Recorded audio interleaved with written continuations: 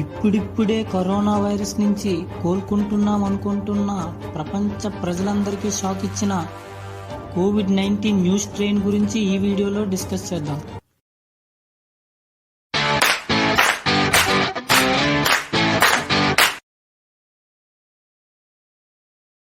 అసలు స్ట్రెయిన్ అంటే ఏంటి?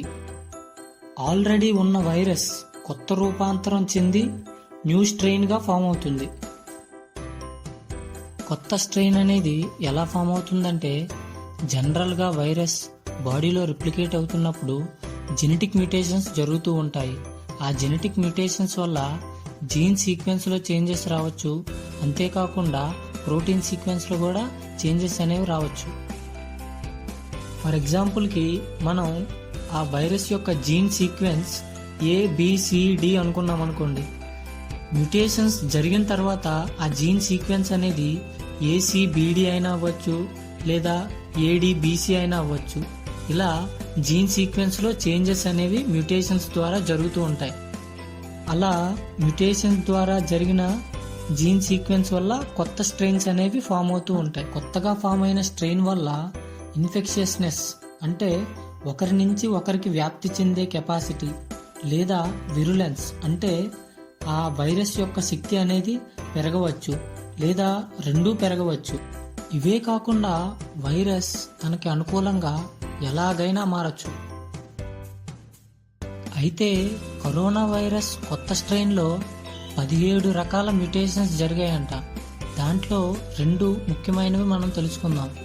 ఒకటి N501Y మ్యూటేషన్. ఈ మ్యూటేషన్లో స్పైక్ ప్రోటీన్లో చేంజ్ అనేది వచ్చింది.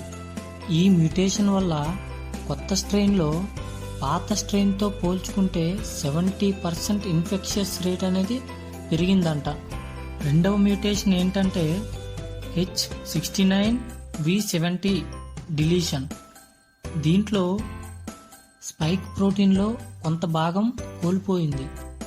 ఈ మ్యూటేషన్ వల్ల ఇన్ఫెక్షియస్నెస్ పెరగడంతో పాటుగా బాడీలో ఈ వైరస్ కి ఎగెనెస్ట్ గా వచ్చే ఇమ్యూన్ రెస్పాన్స్ అనేది తగ్గింది.